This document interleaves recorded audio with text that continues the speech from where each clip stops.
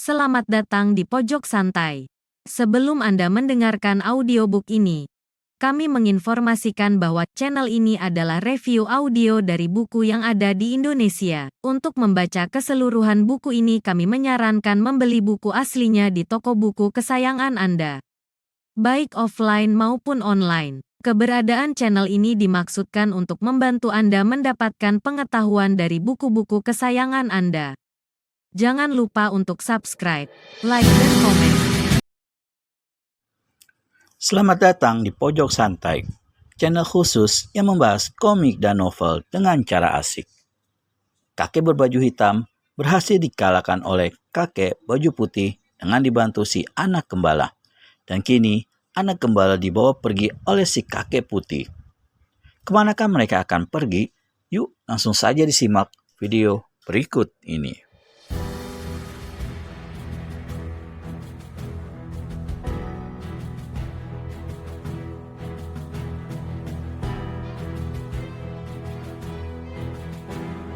Saat itu, di salah satu puncak Lyeongsan yang dingin, dua orang tua berpakaian putih-putih asik bermain tioki atau catur. Yang pertama berambut putih berbadan pendek, usianya sekitar 60 tahun dan dikenal dengan nama Toa Shin Ho-siang. Yang seorang lagi kurus tinggi bermuka hitam juga berusia sekitar 60 tahun. Keduanya bukan lain adalah pembantu-pembantu Ikbo Ho-siang yang berkepandaian tinggi itu. Sementara orang menyebut mereka sebagai pembantu Ikbo Ho-siang karena memang sebegitu jauh tokoh berkepandaian luar biasa itu tak pernah mengangkat mereka sebagai murid, sekalipun segala kepandaian silat yang diperdapat dari Ikbo Ho-siang sendiri. Di samping itu, mereka dari sejak dulu memang bertugas melayani dan memenuhi apa-apa keperluan Ikbo Ho-siang. Seperti telah diterangkan sebelumnya, Ikbo Ho-siang mempunyai sifat-sifat aneh yang boleh dikatakan seperti kurang sehat pikiran. Keanehan ini dengan sendirinya menular pula pada kedua pembantunya meskipun tidak segawat Ikbo Ho-siang sendiri. Demikianlah, selagi asik main tioki dan ketika Toa Shin Ho-siang baru saja hendak membunuh salah satu bidak lawan, tiba-tiba Lo Ham-sung Ho-siang menggoyahkan kepalanya dan berkata, "Hei, ada orang datang." Toa Shin Ho-siang juga sudah mendengar. Sesaat keduanya saling memandang heran. Memang sudah sejak lama sekali tak pernah ada orang luar yang naik ke puncak Lyeongsan. Jika hari itu ada orang yang datang, ini merupakan suatu yang luar biasa. Baru saja Lo Sam Ho-siang bicara, maka berkelebat satu bayangan putih dan tahu-tahu di depan mereka sudah tegak seorang kakek-kakek berpakaian janggut, kumis dan rambut serba putih. Di pundak kirinya tidur nyenyak seorang bocah lelaki berusia 7 tahun. Begitu melihat siapa adanya kakek ini, secepat kilat kedua pembantu Ikbo Ho-siang jatuhkan diri dan berlutut hormat.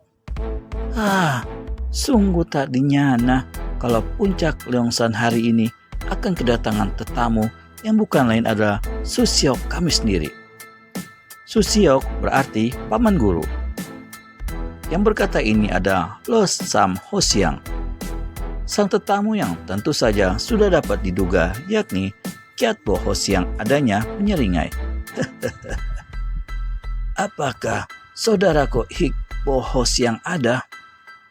Tentu saja ada. Sudah sejak 20 tahun beliau tak pernah meninggalkan puncak Lyeongsan ini, menjawab Lo Ham Ho-siang.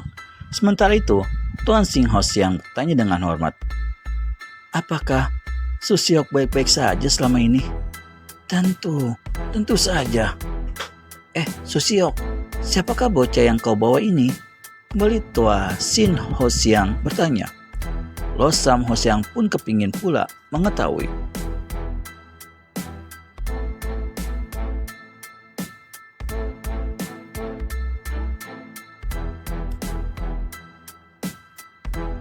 "Siapa namanya pun aku tidak tahu. Aku cuma kenal dia adalah anak gembala." Selama belasan tahun, Kiat Bo Ho Siang tak pernah datang dan sekali muncul membawa seorang anak lelaki. Tentu saja ini mengherankan kedua pembantu Ik Bo Ho Siang itu. Sekarang, lekas kalian beritahu pada Su Hengku itu bahwa aku ingin bertemu dengan dia untuk urusan penting. Sekelas dua pembantu Ik Bo Ho Siang saling lirik, lalu memperhatikan bocah di atas bau Su Siok mereka dan memperhatikan pula pakaian Kiat Bo Ho Siang yang robek-robek serta guratan-guratan panjang pada kulit dadanya. Hei, kalian bertunggu apa lagi? Cepat beritahu. Saat itu, dua pembantu Ik Bo Ho Siang sudah bangkit dan berdiri kembali. Waduh, maaf Su Siok, Tua Sin memberi jawaban. Sebelumnya, Suhu telah berpesan untuk tidak diganggu. Jelasnya, siapapun yang datang beliau sekali-sekali tak boleh diganggu karena saat ini sedang bersemedi. Sekalipun yang datang aku, Sutenya. Sekalipun Su Siok harap dimaafkan, saut Tua Sin. Kiat Bo Ho Siang mendungak ke langit lalu tertawa gelak-gelak. Karena memiliki tenaga dalam yang luar biasa, dengan sendirinya suara tawanya dahsyat sekali. Dua pembantu Ik Bo Ho Siang terheran-heran, keduanya saling pandang. Dan karena mereka memang kurang beres jalan pikirannya, maka lantas saja keduanya ikut tertawa gelak-gelak. Puncak Gunung Naga itu seolah-olah bergetar dilanda gelombang suara tertawa tiga manusia sakti ini. Tiba-tiba, Kiat Bo Ho Siang hentikan tawanya. Parasnya berubah kelam membesi. Sepasang matanya membentak dan dari mulutnya keluar bentakan garang. Kalian berdua, kacung-kacung rendah, berani melarang aku, Sin Jiu Tung Hong, untuk menemui Su Hengku sendiri. Serta-merta, dua pembantu ini hentikan pula tawa mereka.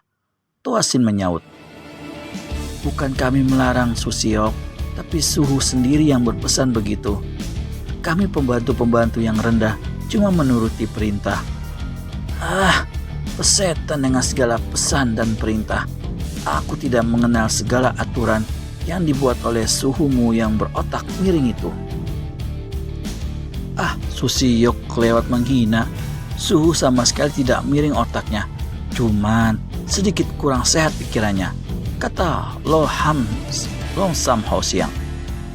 Otak miring dan tidak sehat pikiran adalah sama saja, goblok. Dasar gurunya gila, muridnya sinting. Sekarang, mengira kalian, aku mau lewat. Mau lewat kemana, Su Siok? Bertanya Tua Sin macam orang tolol. Pendek, jangan bikin aku marah. Lekas menyingkir atau kau bakal menerima gebukan dariku. Kiat Bo Ho Siang sudah tak dapat lagi menahan amarahnya. Su Siok, kau tentu tahu kami ini bukan anak-anak yang harus digebuk. Kami sudah tua bangka dan menjalankan perintah dengan segala tanggung jawab dan akibatnya. Kiat Bo Ho Siang menyeringai. Jadi, kalian kacung-kacung geblek berani kurang aja pada paman guru sendiri ya. Bagus, mari ku beri sedikit pelajaran. Habis berkata begitu, Kiat Bo Ho Siang kebutkan ujung lengan bajunya yang lebar. Satu gelombang angin menggebu dengan dahsyatnya. Tua Sin dan Lom Sang bagusnya sudah berlaku waspada dan buru-buru menghindar ke samping. Namun tak urung, sambaran angin pukulan itu masih membuat mereka terhuyung-huyung ke belakang. Su Siok, kau pun nyatanya sinting, tidak menurunkan tangan jahat terhadap pembantu-pembantu Su Hengmu. Tapi jangan kira kami takut ya. Demi tugas, setan kepala 100 pun kami bakal hadapi. Dan kau nyatanya cuma punya satu kepala. Yang bicara begitu adalah si pendek Tua Sin Ho Siang yang memang lebih kebelingir daripada rekannya. Bahkan kemudian dia tertawa-tawa seenaknya. Kutuk serapa menyembur dari mulut Kiat Bo Ho Siang dan langsung saja menerjang ke arah Tua Sin. Meskipun cuma pembantu-pembantu dari Ik Bo Ho Siang, namun dua orang tua dari Leong San itu memiliki ilmu kepandaian yang sudah amat tinggi. Jika diukur, maka kepandaian mereka rata-rata hanya satu tingkat saja di bawah kepandaian Kiat Bo Ho Siang. Kalau saat itu mereka maju berbarengan, dengan sendirinya Kiat Bo Ho Siang akan terdesak dan kalah. Namun, ada beberapa hal yang membuat Kiat Bo lebih unggul dari kedua lawannya. Pertama, sebagai pembantu-pembantu Ik Bo Ho Siang, kedua kakek itu boleh dikatakan jarang sekali turun gunung hingga tidak banyak pengalaman dalam pertempuran. Sekalipun memiliki kepandaian tinggi, namun kurang pengalaman merupakan hal yang ikut menentukan. Kedua, sepasang kakek-kakek dari Leongsan itu dikarenakan otaknya yang miring, menganggap bahwa mustahil Su Te dan Su mereka sendiri akan mau menurunkan tangan jahat terhadap mereka. Karenanya, mereka bertempur seperti main-main saja dan sambil tertawa-tawa, hahaha, hihihi. Ketiga, sampai saat itu, Kiat Bo Ho Siang masih memanggul tubuh anak gembala di atas pundak kirinya, hingga dua kakek dari Leongsan tidak mau menyerangnya dengan terlalu buas karena khawatir akan mencelakai bocah itu. Pertempuran 2 lawan 1 itu berlangsung sampai 100 jurus. Pembantu-pembantu Kiat Bo Ho Siang mulai terdesak. Tiba-tiba, salah seorang dari mereka keluarkan satu teriakan keras dan serta-merta permainan silat dua kakek ini menjadi berubah. Apa yang dimaksud berubahnya permainan silat dua anak buah Ik Bo Ho Siang itu?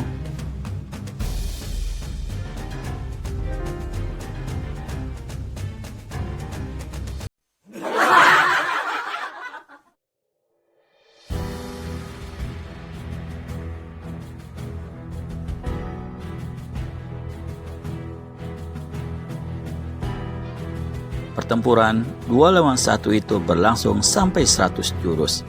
Pembantu-pembantu Kiat Bo Ho Siang mulai terdesak. Tiba-tiba, salah seorang dari mereka keluarkan satu teriakan keras dan serta-merta permainan silat dua kakek ini menjadi berubah. Ya! Kiat Bo Ho Siang menjadi kaget. Sebagai Su Te dari Ik Bo Ho Siang, dia tahu betul setiap jurus ilmu silat dari kakak seperguruannya. Namun, permainan silat yang dikeluarkan oleh dua lawannya saat itu aneh dan tidak pernah dilihatnya sebelumnya. Apakah si Iqbo itu sudah menciptakan ilmu baru tanpa setauku? Demikian Kiat Bo Ho Siang membatin. Dan lebih terkejut lagi, begitu merasakan bagaimana permainan silat dua lawannya itu kini menekan setiap gerakan yang dibuatnya. Tua bangka Leongsan. Jadi, kalian tidak pamer dan adakan ilmu silat kalian yang baru ya? Bagus, aku mau lihat sampai di mana kehebatan kalian. Berseru Kiat Bo Ho Siang dengan penasaran. Dari balik pinggang pakaiannya, dia segera keluarkan senjatanya yang ampuh, yakni tongkat baja yang ujung-ujungnya bercabang dua. Dengan tongkat di tangan kanan dan bahu kiri masih mendukung bocah penggembala, Kiat Bo Ho Siang yang bergelar Hingju Tim atau Raja Tongkat Tangan Sakti itu mengamuk hebat. Tubuhnya lenyap terbungkus aura senjatanya. Dalam tempo singkat, dia sudah mendesak lawannya dengan hebat. Haik Tua Sin maupun Long Sam Hong Siang sama-sama kaget melihat serangan-serangan ganas yang mematikan oleh Su Siok mereka itu. Permainan silat mereka mulai kacau. Su Siok, kami ini kau anggap musuh-musuhmu kah? Berseru keras Lo Sam Ho Siang. Tutup mulutmu manusia muka pantat dandang.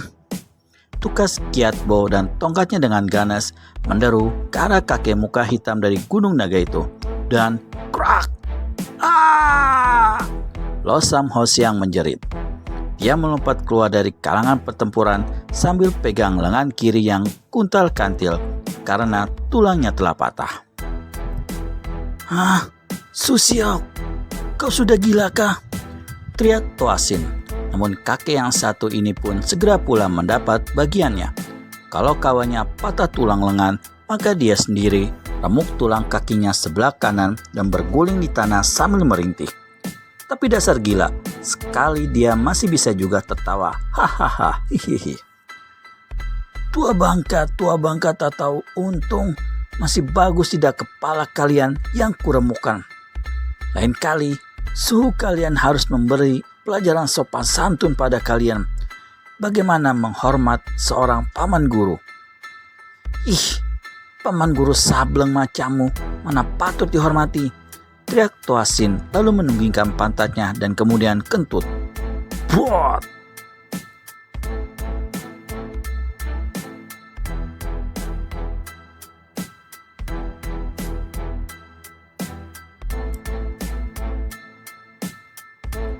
Untung saja Kiat Bo Hosiang sudah tidak lagi ada di tempat itu.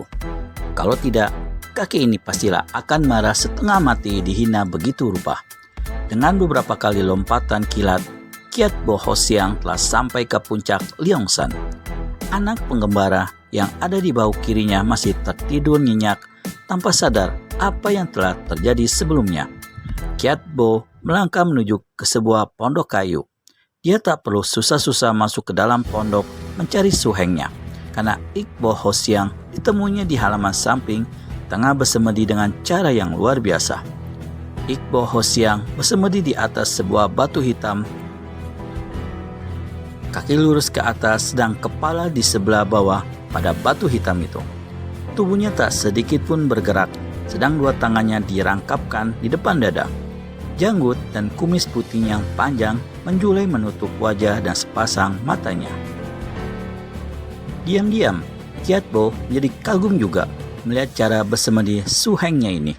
Dia yakin betul, di antara tokoh-tokoh silat terkemuka di Tiongkok saat itu, hanya kakak seperguruannya lah yang sanggup melakukan hal itu.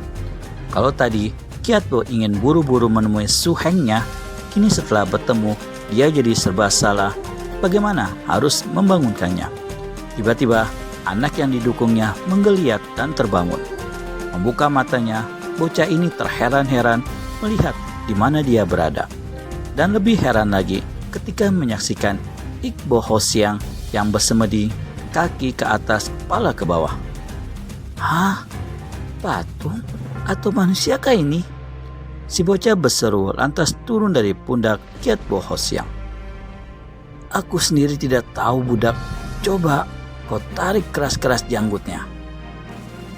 Jika dia manusia, tentu dia akan menjerit kesakitan. Tapi kalau patung pasti diam saja.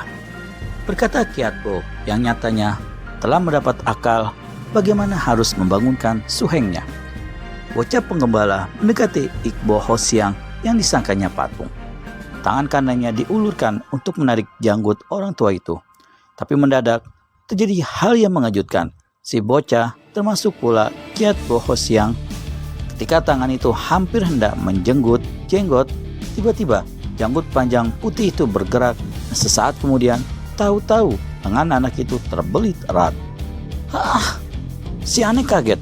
Dia gerakan tangan kirinya, namun tangan yang satu ini pun kemudian kena dilibat. Bagaimanapun kerasnya dia berusaha berontak untuk melepaskan kedua tangannya, tetapi sia-sia saja. Suheng, kau bangunlah, Kiat Bo Hosiang berseru. Jika janggut-janggutnya bisa bergerak, pasti Ik Bo Hosiang sudah jaga dari semedinya. Demikian Kiat Bo berpikir. Tiba-tiba si anak menjerit karena kedua lengannya terasa sakit, dan di lain kejap tahu-tahu tubuhnya telah terpental ke arah Kiat Bo Hosiang. Kakek ini melenggah kaget. Untung masih sempat dia menangkap tubuh si bocah. Kalau tidak, pasti akan jatuh dengan keras di atas sebuah batu besar. Untuk sesaat, Kiat Bo Hosiang tertegun bengong. Membuat mental seseorang dengan menggerakkan janggut yang tentunya dialirin tenaga dalam betul-betul merupakan satu hal yang amat luar biasa. Dan itulah yang telah dilakukan oleh suhengnya. Kiat Bo, belasan tahun kau tak muncul, begitu unjuk tampang, kau hanya mengganggu ketentraman puncak Leongsan ini saja. Terdengar suara halus yang bukan lain adalah suara Ik Bo Hosiang. Memandang ke depan, Kiat Bo melihat suhengnya itu sudah duduk tenang-tenang di atas batu hitam, di atas mana sebelumnya dia bersemedi. Sepasang mata Ik Bo memandang tajam pada adik seperguruannya. Pandangan ini terasa seolah-olah menembus dada dan jantung Kiat Bo. Su Heng, menyahut Kiat Bo setelah terlebih dahulu menjurah. Bukan maksudku untuk mengganggu ketentraman di puncak Leongsan ini, tapi aturan yang dibuat oleh kacung-kacung mula yang telah memaksaku berlaku keras. Kekerasan itu memang harus ada, tapi pada waktu-waktu tertentu dan pada orang-orang tertentu. Kekerasan yang dilakukan secara sembarangan adalah satu kejahatan. Lau Sam dan Tuan Sin memang kacung-kacung tak berharga, tapi betapapun di puncak Leongsan ini, mereka adalah tuan rumah yang harus dihormati oleh setiap tamu, siapapun dia adanya. Di sini, di puncak Leongsan ini, tuan rumah yang membuat aturan, bukan orang lain. Paras Kiat Bo kelihatan bersemu merah mendengar kata-kata keras Su Hengnya itu. Nah, sekarang katakan, apa keperluanmu datang kemari? Budak itu, Su Heng. Aku tidak tanya budak itu, aku tanya keperluanmu. Menukas Iqbo Hosiang tanpa menoleh atau melirik pada penggembala yang tegak di samping sutenya. Begini Su Heng, lalu Kiat Bo menerangkan peristiwa perkelahiannya dengan Pak San Kui Ong atau Raja Setan Gunung Utara. Jelas sekali, jika tidak ada bocah penggembala yang pandai meniup suling ini, niscaya bukan saja aku kalah, malah jiwaku akan melayang di tangan Pak San Kui Ong. Aku berutang nyawa pada budak ini dan wajib membalasnya. Memang betul apa yang dikatakan oleh Kiat Bo Hosiang. Ketika berkelahi melawan Pak San Kui Ong yang mengeluarkan ilmu Hatsu atau sihir, Kiat Bo Hosiang hampir-hampir saja menemui ajal. Jika saat itu di tempat tersebut tidak ada anak penggembala yang memainkan sulingnya. Padahal suara tiupan seruling itu mengganggu pemusatan pikiran dan batin yang menjadi dasar dari kehebatan ilmu sihir Pak San Kui Ong. Bagaimana kelanjutan kisah anak gembala yang luar biasa ini?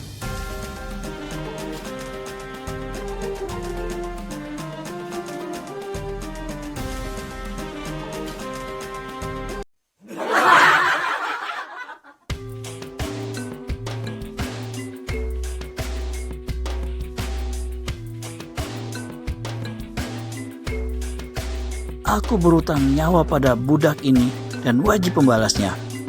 Memang betul apa yang dikatakan oleh Kiat Bo Hosiang. Ketika berkelahi melawan Pak San Kui Ong yang mengeluarkan ilmu Hwatsu atau sihir, Kiat Bo Hosiang hampir-hampir saja menemui ajal. Jika saat itu di tempat tersebut tidak ada anak penggembala yang memainkan sulingnya, padahal suara tiupan seruling itu mengganggu pemusatan pikiran dan batin yang menjadi dasar dari kehebatan ilmu sihir Pak San Kui Ong. Aku tidak tertarik pada ceritamu, tidak tertarik padamu, ataupun budak tukang angon kerbau itu. Nah, sekarang silakan angkat kaki dari puncak Leongsan ini. Su Heng, tapi Iqbo Hosiang tidak pedulikan lagi sutinya itu. Malah seenaknya dia membuka mulut dan menyanyi. Puncak Leongsan tinggi sekali, tapi lebih tinggi akal dan budi Laut Selatan hijau, dan dalam sekali, namun lebih dalam perasaan hati sanubari. Yang tinggi gampang jatuh, yang dalam sukar diselam. Akal dan budi terkadang tak berguna jika perasaan lebih menggelora. Iqbo Hosiang mengulang sekali lagi lagu itu. Di lain pihak, bocah penggembala yang mendengar merasa nyanyian itu cukup merdu dan terus saja keluarkan sulingnya, meniup benda itu dan mengiringi nyanyian si kakek. Mengetahui nyanyiannya ada yang mengiringi, Iqbo Hosiang lantas saja mengulang-ulang nyanyian sampai 4 kali berturut-turut. Tiba-tiba, tokoh aneh dari Leongsan ini hentikan nyanyinya, mendongak ke langit dan tertawa gelak-gelak. Si bocah yang sedang asik-asiknya meniup suling merasakan lututnya goyah oleh suara tertawa itu, dan sesaat kemudian dia terhuyung jatuh ke tanah. Kiat Bo Hosiang sendiri pun jika tidak lekas-lekas mengerahkan tenaga dalamnya, pasti akan menggeletar sekujur tubuhnya oleh kehebatan suara tertawa Su Hengnya itu. "Hei budak, siapakah namamu dan apa sihmu?" Iqbo Hosiang tiba-tiba ajukan pertanyaan. "Kakek, nyanyianmu bagus sekali. Kenapa berhenti?" "Udah kurang ajar. Ditanyai malah menyuruh orang menyanyi. Apakah kau kira kau ini biduan sandiwara keliling?" Iqbo Hosiang membentak. Tiba-tiba berkelebat jungkir balik. Sedetik kemudian kepalanya sudah terletak di atas batu, di mana dia tadi bersemedi dan kaki lurus-lurus ke atas.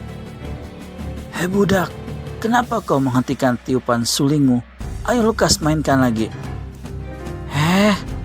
Apa kau kira aku ini tukang tiup suling sandiwara keliling?"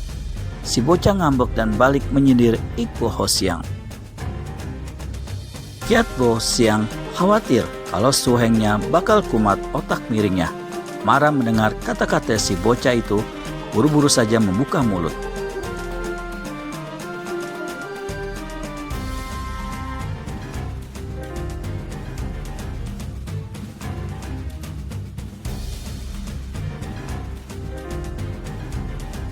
"Su Heng, kau tahu aku telah berhutang nyawa padanya. Hutang dalam bentuk apapun harus dibayar. Kau saksikan sendiri keadaan budak ini. Potongan tubuh dan susunan ruas-ruas tulangnya amat baik. Rasanya sulit mencari bocah seperti dia di 8 penjuru angin Tiongkok. Sebetulnya aku berniat untuk mengambil menjadi murid. Tapi kau tahu sendiri, sejak aku mengambil Li Behun jadi murid tunggalku, aku sudah bersumpah untuk tidak akan mengambil murid lain lagi dalam keadaan atau alasan apapun juga.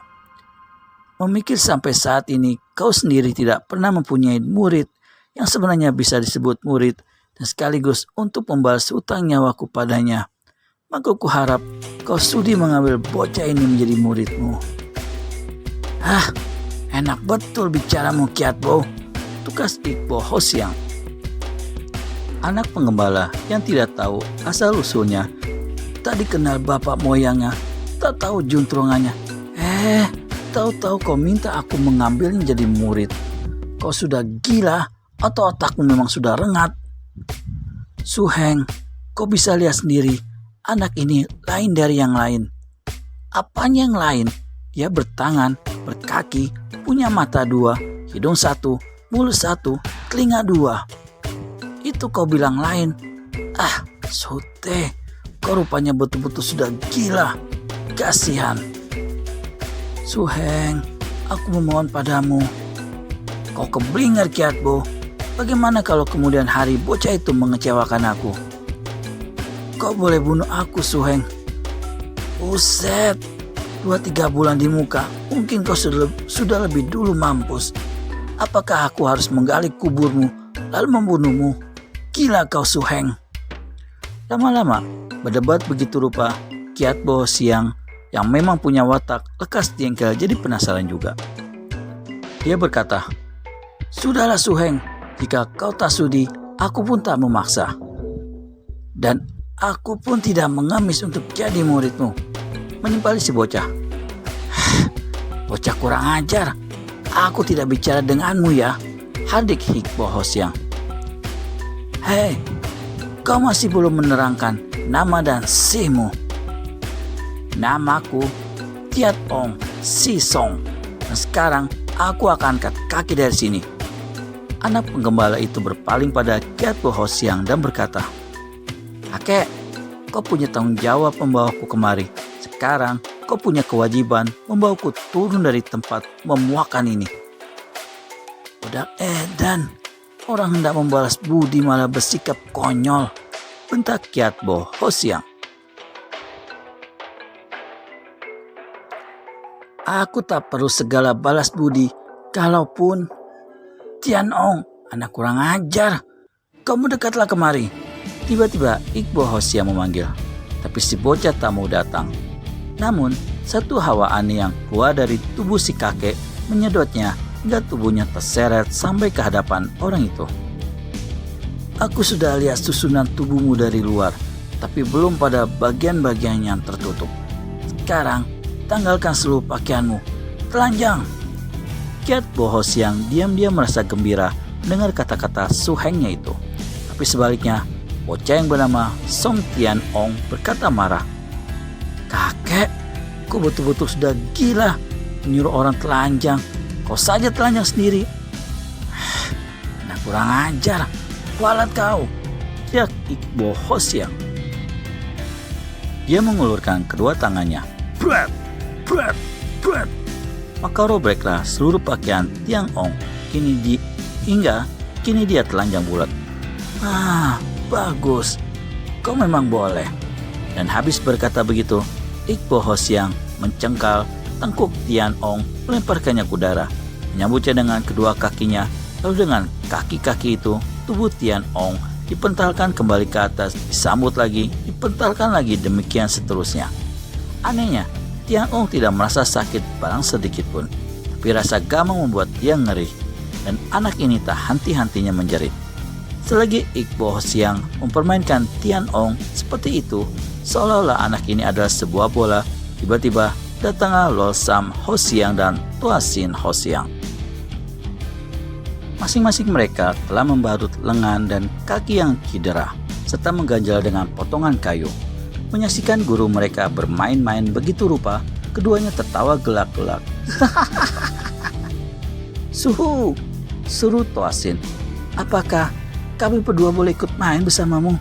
Sebagai jawaban, Ik Bo Hosiang berseru, pendek, kau sambutlah. Dan tahu-tahu, tubuh Tian Ong sudah melesat ke arah Tuan Sin Hosiang. Dan kakek-kakek ini dengan gembira menyambut tubuh yang terlempar itu dengan kaki kirinya. Tap! Tubuh Tian Ong melayang ke arah Lo Sam Hosiang. Bagaimana kelanjutan nasib si anak gembala kerbau itu? Akankah dia bernasib mujur dengan menjadi murid Ik Bo Hosiang yang terkenal sakti itu? Temukan jawabannya di video selanjutnya hanya di channel Pojok Santai. Segera subscribe, tekan tombol lonceng untuk mendapat notifikasi video terbaru dari kami. Terima kasih dan sampai bertemu kembali.